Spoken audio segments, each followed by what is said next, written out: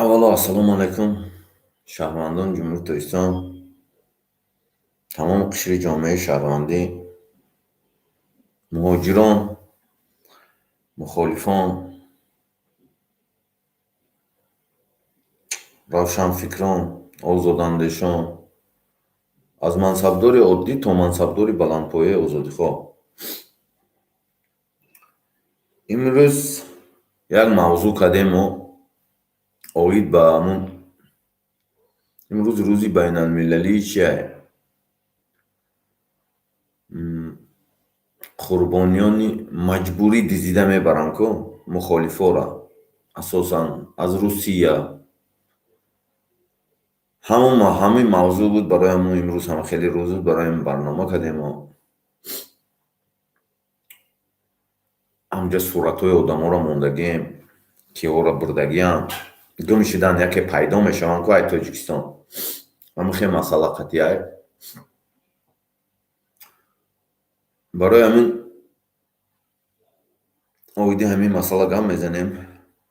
ман шумо да барномаи Созмони Милал ки имрӯзаш буд оид ба ҳамин тема ки чӣ гуна ҳамин асосан давлатҳои диктатурида бисёр медизидиянд, таҳлил карда буромадиянд. ҳамна хонда мебурам, тоҷикиста перевод кардагиям. шумо гӯш кунед, баъд бо суҳбат мекунем. рӯзи байналмилалии қурбониёни бедараки маҷбурӣ мегӯянд. амира переводашам хеле мешавад, бедарак ғайб мезананда, яке маҷбурӣ 3 август қайд карда мешавад. бештар аз паймолкунии ҳуқуқи инсон нисбат ба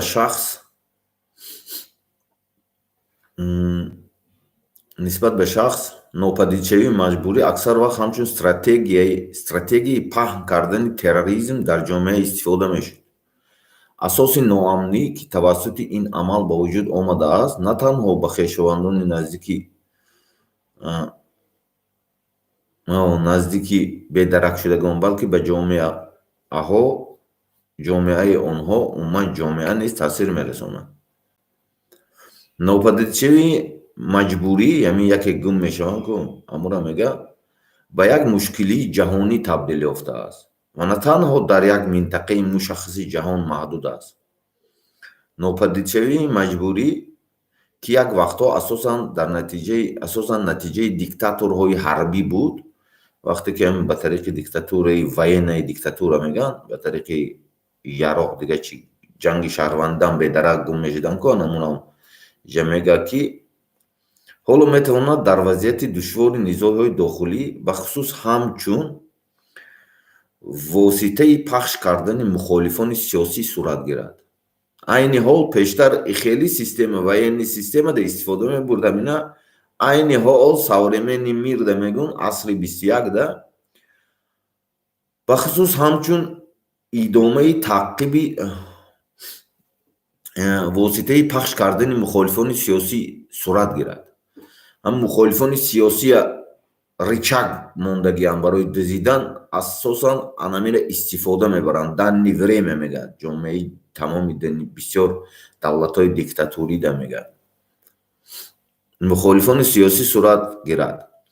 махсусан нигароникунанда инҳоянд: идомаи таъқиби ҳомиёни ҳуқуқи башар, хешовандони ҷабрдидагон, ҳамон одамое ки мухолифои сиёсӣ медизанд, маҳкам мекунанд, хешошона чӣ мекунанд, зулм мекунанд ку ҳамон масъалао мебаранд дузида, кӯчаҳошон, айхонашон дуруға меоянд, мебаранд ку отавочҳоям мебаранд ку ҳамон масъаларо саги.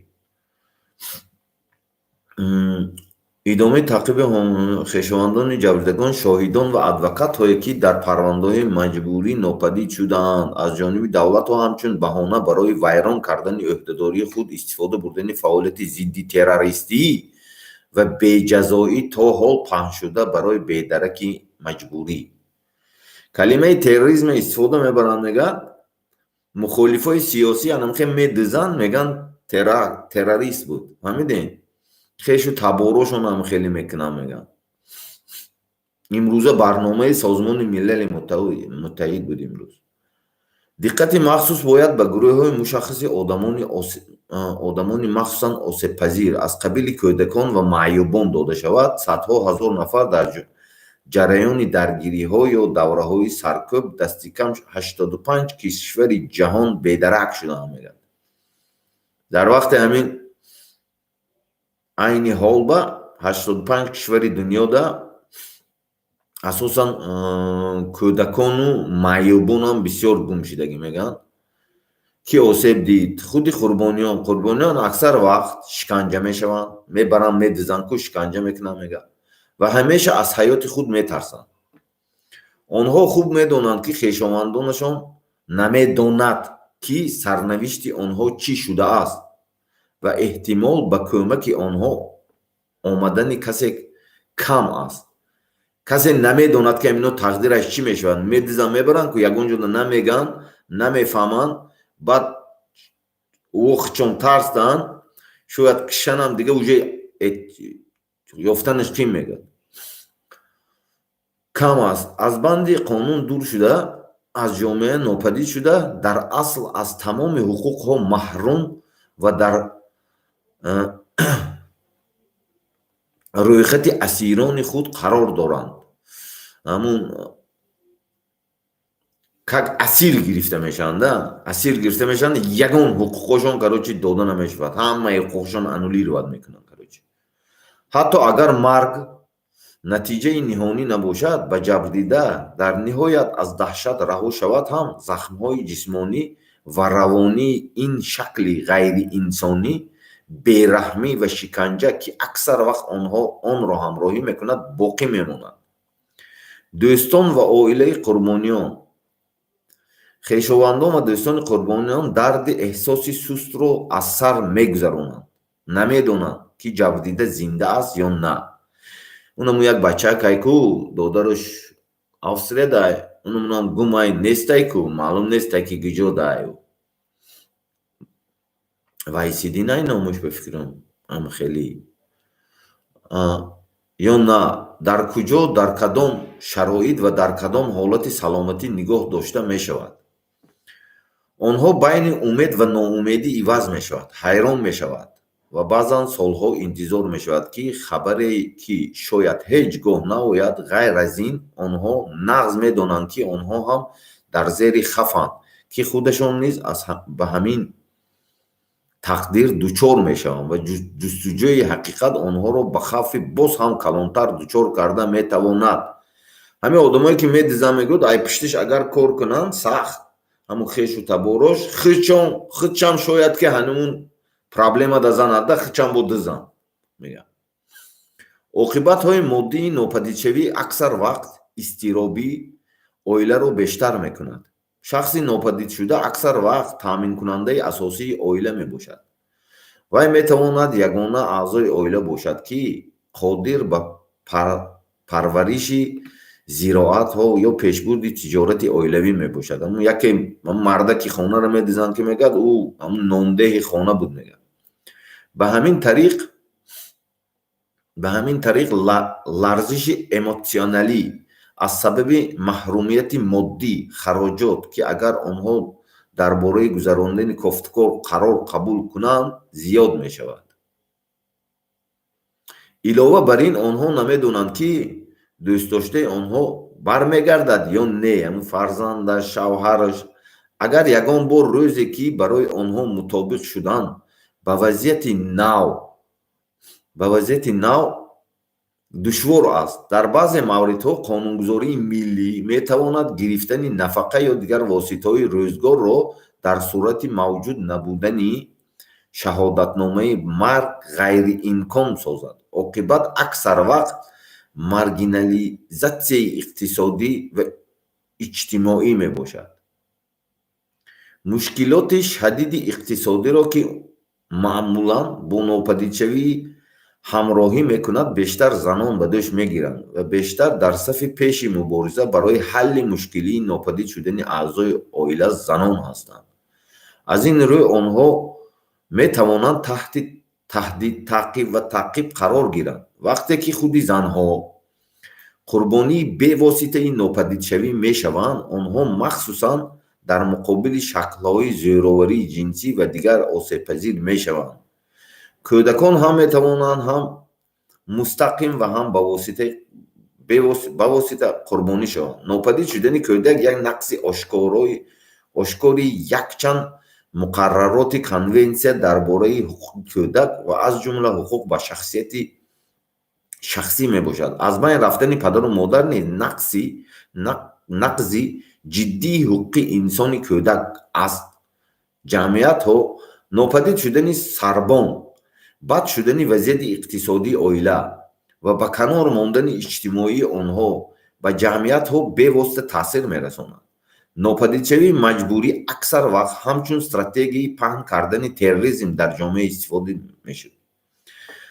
эҳсоси ноамнӣ ки тавассути ин амал ба вуҷуд омадааст, на танҳо хешовандони наздики бедарак шудагон, балки ба ҷомеаҳои онҳо умуман ҷомеа низ таъсир мерасонад. тибқи эъломияи оид ба ҳифзи ҳамаи ашхос аз нопадидшавии маҷбурӣ ки аз ҷониби Ассамблеяи Генералӣ дар қатномаи 47/113 аз 18 декабри соли 1992 ҳамчун маҷмӯи принсипҳо барои ҳамаи давлатҳо эълон шудааст, ғайб задани маҷбурӣ дар ҳолати зерин рӯҳ медиҳад. шахсоне ки бархилофи хоҳиши онҳо боздошт ё рабуда шудаанд, намун мухолифои ичхе медизанд ка намуна мегӯянд, намун қатнома будай ҳамун ассамблеяи он 47/133 ай 18 декабри 92 бисёр давлатҳо имзо карагиянд. анамин дизӣ намекунем одаморо гуфта, да мухолифоро дизӣ намекунем гуфта имзо карагиянд принсипошта, аммо медизанд. 18 декабри ҳамчун маҷбурӣ принсипҳо барои давлатҳо эълон шудааст, ғайб задани маҷбурӣ дар ҳолати зерин рӯ медиҳад. шахсоне ки бархилофи хоҳиши онҳо боздошт дастгир мекунанд ко ранги далери имомалӣ дигаро намун ҳамаро дастгир карданд ко анамихем боздошт ё рабуда шуданд ё аз ҷониби шахсони мансабдори шохаҳо ё сатҳҳои гуногуни ҳукумат ё аз ҷониби гурӯҳи муташаккил ё шахсони алоҳида аз номи ё бо дастгирии мустақим ё ғайри мустақим ризоият ё ризоияти ҳукумат ки дар пайи рад кардани ифшои сарнавишт ё ҷои будубоши шахсони манфиатдор ё рад кардани эътирофи аз озодӣ маҳрум шудани онҳо ва ҳамин тариқ паймолкунии ҷиддии ҳуқуқи инсон. қурбониёни маҷбурӣ бедарак шудан аз ҳабси қонун хориҷ шуда аз ҷомеа ғайб заданд, амалан аз тамоми ҳуқуқҳо маҳрум гардида дар раҳмдилии асирон қарор доранд. инҳоям баъзе аз ҳуқуқҳои инсон ки тавассути нопадидшавии маҷбурӣ мунтазам паймол карда мешавад. ягон ҳуқуқшон нест, ина мегӯяд. инамин чизош вапше гум мешуда. вақте ки медизам мебаранд ку уҷа короче нест, исбот карда наметавонӣ ки куҷо шуд. баъд мегӯям вақте корҳошонро тамом карданд. ҳуқуқи эътирофи шахси ҳуқуқӣ, ҳуқуқ ба озодӣ ва дахнопазирии шахсӣ, ҳуқуқ ба шиканҷа ё дигар муносибат ё ҷазои бераҳмона, ғайриинсонӣ ё таҳқиркунандаи шаъну шараф, ҳуқуқ ба зиндагӣ ҳангоми кушта шудани шахси ғайбзада. бовар мекунед даже бумрадам короче намеганаш, ҳамушам гум мекунада. ҳуқуқ ба шахс, ҳуқуқ ба мурофиаи одилона ва кафолатҳои судӣ, даже ҳаминошам мегиранд, ҳимоятгар ки таъмин кард ҳамаша мегиранд. ҳуқуқ ба ҳимояи муассир аз ҷумла ҷуброни зарар ва ҷуброн пуброн намекарданд. ҳуқуқи донистани ҳақиқат дар бораи ҳолатҳои нопадидшуда. нопадидшавии маҷбурӣ инчунин ҳуқуқҳои гуногуни иқтисодӣ, иҷтимоӣ, фарҳангӣ ва қурбониён ва ҳам оилаҳои онҳоро паймол мекунад. ҳуқуқ ба ҳимоя ва кӯмак ба оила, ҳуқуқ ба сатҳи мувофиқаи зиндагӣ, ҳуқуқ ба саломатӣ, ҳуқуқ ба таҳсил. ҳам статуси римии суди байналмилалии ҷиноятӣ мегӯяд, ки 1 июли соли 2002 эътибор пайдо кардааст, ҳам суди оиқ ба ҳуқуқи инсон ва ҳам конвенсияи байналмилалӣ оид ба ҳифзи ҳамаи одамон аз нопадидшавии маҷбурӣ ки аз ҷониби Ассамблеяи Генералии Созмони Милали Муттаҳид 20 декабри соли 2006 қабул шудааст, гуфта мешавад, ки ҳангоми иҷро ҳамчун як қисми ҳамлаи густурда ё мунтазам ба муқобили ҳар як аҳолии осоишта нигаронида шудааст. ғайб задани маҷбурӣ ҳамчун ҷинояти зидди башарият эътироф карда мешавад ва аз ин рӯ ба муҳлати даъво дахл надорад. Эмомалӣ Раҳмон кланаш ки чанд қай ки диздӣ кардаги ҳамин одамои мухолифа муҳлат надорад мегӯяд ҳамун даъвош. Вай дела меистад, кароче ҳамун факто меистад, ҳамун лубой муҳлат надорад, кароче фарзандош набераош ҷавоб мегӯяд ҳамун корда мегӯяд. Фаҳмидем ки ҳамун суди статуси римии қадим қати ҳамун қонунҳои байналмилалӣ қабул шуда ки мегӯяд ғайб задан маҷбур ҳамчун ҷинояти зидди башарият, ранги намедонам ҷинояти массава уничтожение мекунӣ, массава кароче одамонро нест мекунӣ, анамихе ҷинояте ки ҷомеаи ҷаҳонӣ полниз маҳкум кардаги айда сафед карда намешавад мегӯяд, эътироф карда мешавад ва аз ин рӯ ба муҳлати даъво дахл надорад. ин ба хонаводаҳои қурбониён ҳақ медиҳад ки товони зарарро талаб кунанд ва ҳақиқатро дар бораи нопадид шудани наздиконашон талаб кунанд. 21 декабри соли 2002 маҷмӯаи Созмони Милали Муттаҳид дар қатномаи 65-209 худ аз афзоиши шумораи нопадидшавии маҷбурӣ ё ихтиёрӣ дар минтақаҳои мухталифи ҷаҳон, аз ҷумла боздоштҳо, боздоштшудаҳо ва одамрабоӣ, вақте ки онҳо бахше ҳастанд, изҳори нигаронии амиқ кардааст ва амалҳои зӯроварӣ ё ба он баробар карда шудааст. Бедарак ғоиб шудан инчунин шумораи афзояндаи хабарҳо дар бораи таъқиб, бадрафторӣ ва тарсонидан ба шоҳидони бедарак ғоибшудагон ё хешу табори бедаракшудагон дар ҳамин қатномаи Ассамблея аз тавсиби Конвенсияи байналмилалӣ оид ба ҳифзи ҳамаи ашхос ва нопадидшавии маҷбурӣ истиқбол намуда тасмим гирифт, ки 3 август ҳамчун рӯзи байналмилалии қурбони бедаракӣ маҷбурӣ, ки аз соли 2011 ҷашн гирифта мешавад, таҷлил шавад. Барои ҳамин бародарҳо, ҳамун одамое ки рус ҳастанд, ҳамно ба ман русчам бихонам, бародарҳо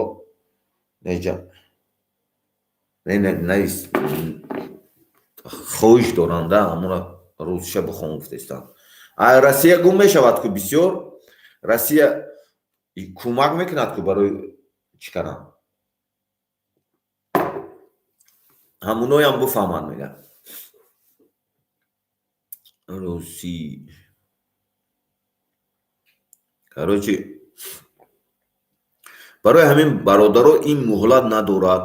ҳамин чанд қай ки одамои ино дузидагиянд, ҳамаша қайда мегиранд, медонанд, гуфтестанд ки асосан давлатҳои диктатура барои саркӯб кардани мухолифои худ ҳамин метода истифода мебурданд. Пеш ҳамин метода барои мубориза бо терроризм истифода мебурданд. айни ҳол мегӯяд ҳамин давлатҳои диктатура ан ҳамин метода ҳамчун дар пардаи қолиби терроризм зада мухолифошона сарнагон медизанд. фаҳмидена? Мухолифошона медизанд. барои ҳамин муҳлат надорад мегӯд.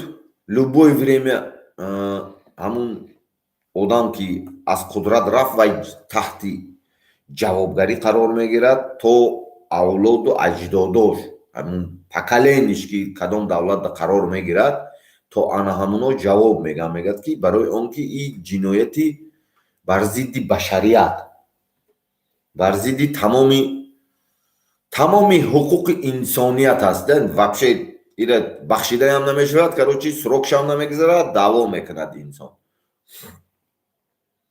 барои ҳамин дар русша бихонем акун. Международный день жертв насильственных исчезновений отмечается 30 августа каждого года больше, чем нарушение прав человека в отношении человека. Насильственные исчезновения часто использовались как стратегия распространения террора в обществе. Чувство незащищенности, насильственные исчезновения часто использовались как стратегия распространения террора. Чувство незащищенности, порождаемое этой практикой, не ограничивается близким родственникам пропавших без вести, но также затрагивает их общины и общество в целом. Насильственные исчезновения стали глобальной проблемой и не ограничиваются конкретным регионом мира. Насильственные исчезновения, когда-то в значительной степени являющиеся результатом военных диктатур, в настоящее время могут совершаться в сложных ситуациях внутреннего конфликта, особенно в качестве средства политического подавления оппонентов. Особую тревогу вызывает продолжительность преследования правозащитников, родственников жертв, свидетелей и адвокатов, занимающихся делами о насильственных исчезновениях. Использование государствами контртеррористической деятельности в качестве предлога для нарушения своих обязательств и все еще широко распространение безнаказанности насильственных исчезновений. Особое внимание также необходимо уделять конкретным группам, особо уязвимым людям, таким как дети, люди с ограниченными возможностями. Сотни тысяч людей пропали без вести во время конфликтов или периодов репрессий, как минимум в 85 странах мира. Кто пострадал? Сами жертвы. Жертвы часто подвергаются питкам и постоянно опасаются за свою жизнь. Они прекрасно понимают, что их семьи не знают, что с ними стало, и что шансы на то, что кто-то придет им на помощь, невелики. Выведение из-под стражи закона и исчезнувшие из общества, они фактически лишены всех прав и находятся во власти своих похитителей. Даже если смерть не является окончательным исходом, и жертва в конце концов освобождается от кошмара, физические и психологические шрамы этой формы дегуманизации, жестокости и пыток, которые часто сопровождают ее, остаются. Друзья и семьи жертв, родственники и друзья потерпевших испытывают медленные душевные терзания, не зная, жив ли еще потерпевший. И если да, то где он или оно содержится, в каких условиях и в каком состоянии здоровья. Они чередуют нужду и отчаяние, удивляясь и ожидая иногда годами новостей, которые, возможно, никогда не придут. Кроме того, они прекрасно понимают, что им тоже угрожает опасность, что их самих может постичь та же участь, и что поиск истины может подвергнуть их еще большей опасности. Бедствие семьи часто усугубляется материальными последствиями исчезновения. Исчезнувший человек часто является главным кормильцем семьи. Он или она может быть единственным членом семьи, способным выращивать урожай или вести семейный бизнес. Таким образом, эмоциональные потрясения усугубляют материальными лишениями, усугубляют расходами, понесенными в случае, если они решат провести обыск. Кроме того, они не знают, вернется ли вообще когда-нибудь их любимый человек. что затрудняет им адаптацию к новым ситуациям. В некоторых случаях национальное законодательство может сделать невозможным получение пенсий или других средств к существованию при отсутствии свидетельства о смерти. Результатом часто является экономическая и социальная маргинализация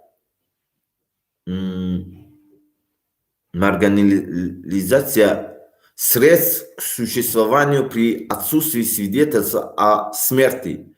Результатом часто является эмоционально-экономическая и социальная маргинализация, серьезные экономические трудности, которые обычно сопровождают исчезновение, чаще всего ложатся на плечи женщин.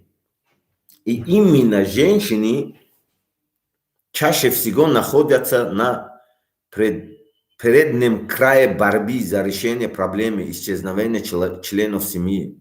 В этом качестве они могут подвергаться запугиванию, преследованию и репрессиям. Когда женщины сами становятся непосредственными жертвами исчезновения, они становятся особенно уязвимыми для сексуального и других форм насилия.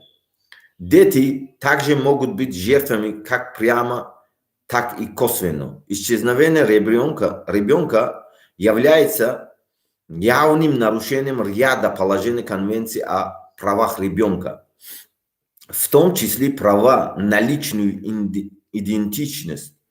Потеря родителей в результате исчезновения также является серьезным нарушением прав человека-ребенка. Сообщество, общины непосредственно страдает от исчезновения кормильца, ухудшения экономического положения семей и социальной и маргинализации. Насильственные исчезновения часто использовались как стратегия распространения террора в обществе. Чувство незащищенности, порождаемое этой практикой, не ограничивается близкими родственниками пропавших без вести, но так затрагивает их общение и общество в целом определении. Согласно Декларации о защите всех лиц от насильственных исчезновений, провозглашенной Генеральной Ассамблеей в ее резолюции 47/133 от 18 декабря 1992 года, в качестве свода принципов для всех государств насильственное исчезновение имеет место, когда лица арестованы, задержаны или похищены против их воли или иным образом лишены свободы должностными лицами различных ветвей или уровней государственной власти, либо организованными группами или частными лицами, действующими от имени или при поддержке прямой или косвенное согласие или с молчаливого согласия правительства, за которым следует отказ раскрыть судьбу или местонахождение соответствующих лиц или отказ признать факт лишения их свободы, что лишат таких лиц защиты закона. Серьезные нарушения прав человека, выведение из-под стражи закона, исчезнувшие из общества жертвы насильственных исчезновений фактически лишены всех прав и находятся во власти своих похитителей. Вот некоторые из прав человека, которые регулярно нарушаются насильственными исчезновениями. Право на признание правосубъектности, право на свободу и личную неприкосновенность, право на не подвергаться пыткам и другим жестоким, бесчеловеческим и унижающим достоинством видам обращения и наказания, право на жизнь, когда исчезнувший человек убит, право на личность, право на справедливое судебное разбирательство и на судебные гарантии, право на эффективные средства правовой защиты, включая возмещение ущерба и компенсации, право знать правду об обстоятельствах исчезновения. Насильственные исчезновения также обычно нарушают различные экономические, экономические, социальные и культурные права, как жертв, так и их семей, права на защиту и помощь семьи, права на достаточный жизненный уровень, право на здоровье, право на образование. И Римский статут Международного уголовного суда, вступивший в силу 1 июля 2002 года, и Международная конвенция для защиты всех лиц от насильственных исчезновений,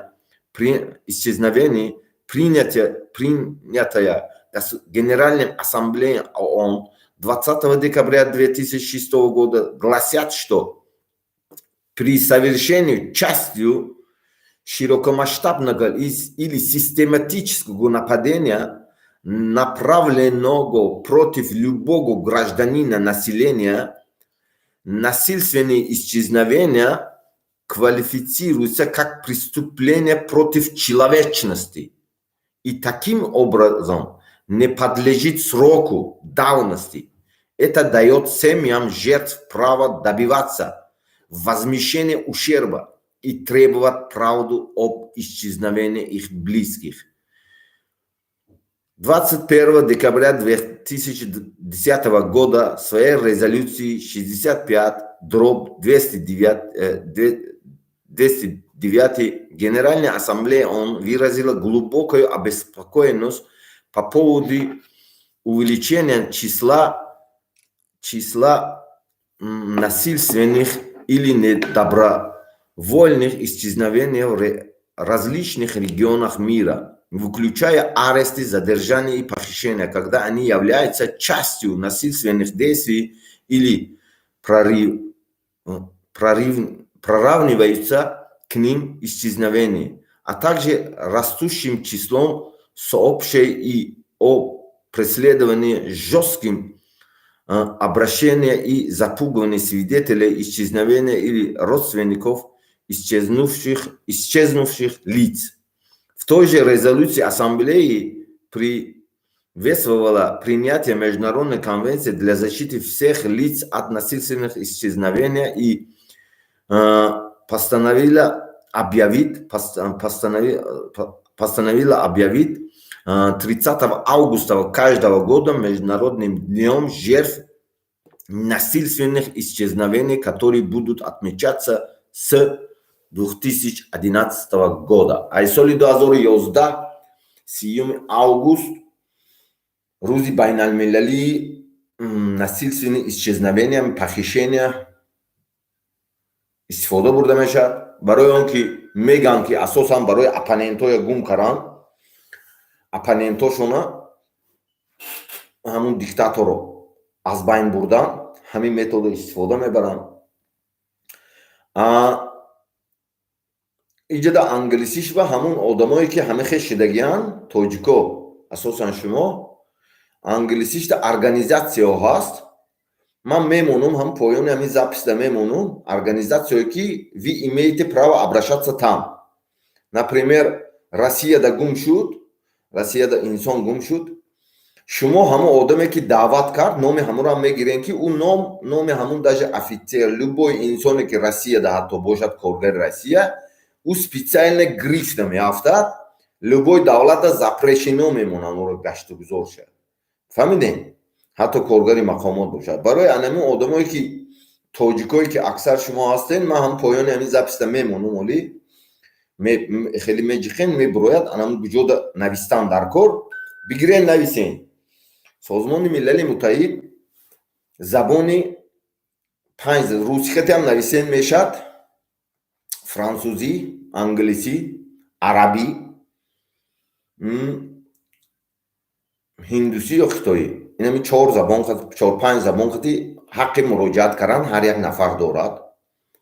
من میمونم کسی که گم شدگیه چطور گم شدگیه کیها سبب عامل گم شدن بود کدام نفران من معلومات گرفتم ده معلومات گرفتگیم که بسیار بچه های حتی گروهی بسیار آدم ها را داجه همون گفتگیان که بسر رفته است افته تلفن کردگیان همون جورای خودش یا دیگرش او برآمدگی اپوزیسیونر مخالف گفتستان و عین حال ماده پارتیزان ها ҳамун буро кӯчадаки ози ба сарат рафтестан он мебурояд ки ай берун буромада дизидагиян. Анамин чизоро бояд ҳамаша шумо касе ки медонед ман мемонам ҳамуҷада заявление менависен, анамуҷада медроен через интернет сайтишда менависен ки заявление я бил короче пострадавший бинависен, ариза роӣ кунен ки кадом одамо барои исчезнавении ҳамахе инсоно мухолиф, мубориз, ҳар як қишри ҷомеае ки равшанфикр аст, озодандеш аст, мубориза мебарад, ҳамин функсияша иҷро кара дастгирӣ мекунад барои гум шудани ҳамон инсон. ана ҳамин чиза шумо бояд ман мемонам шумо менависен ҳамуҷада киҳо сабабгоҳ. Ман медонам бисёр одама но худи шумо нависен, мада нанависен. Анамун созмони миллатда специально база анамун ҷое ки ҳуқуқи инсона судошда ҳамун суди ҳуқуқи инсон дароӣ мекунад, ҳама ҷо дароӣ мекунад, ӯ меистад. Ӯ срок давнас надорад. Касе ки инамин корда қуш ӯро ограничит мекунанд дунёда. Фаҳмидед? Дунёда определённый ӯ худшон ҳоли власт дан, территории худшонро гашта истанд, ӯ меган ҳама чи дорем, не. Ӯ просто определённый нигоҳш мекунанд ки куҷоҳо меравад, куҷоҳо меояд, полный контролиш мекунанд. Спецслужбои дига давлатҳо ки анамин одамдузида қушай, одама медузад. Барои ҳамақа шумо бояд чӣ кунед? ин чизоро огоҳ бошем. Яке аз принсипи ман шуморо гуфтагиём, баланд бардаштани фарҳанги сиёсӣ аст. Тоҷик бояд ҳушёр бошад, тоҷик бояд доно бошад. Англисиша бихом. To speak the English. Имрӯз просто ҳамин чизое ки одамдузӣ буд гап задам, ман бовар кунед. Амал кардестем мо. Амал кардестем, амал кара мерем. Тамошобин, одаме ки тамошо истодагӣ ки позиция гирифта. Бас кунен, амал кунен шуморо. Фаҳмиден? Амал кунен, натиҷаша худтон мебинед. Меҳнат айку, меҳнат мекунӣ, ҳам натиҷаша худат мебинӣ. Калат хати кор кун, записро гӯш кун, ай сараш то охирша гӯш кун, як дуру се рӯз калатда як қиёматчи ҳуй мешавад. Ҳама ҷода гуфтагиём, ман код қати гуфтагиём, бисёр ҷода фаҳмондагиём. Амал кун. Тамом. Зинда бошен, саломат бошен.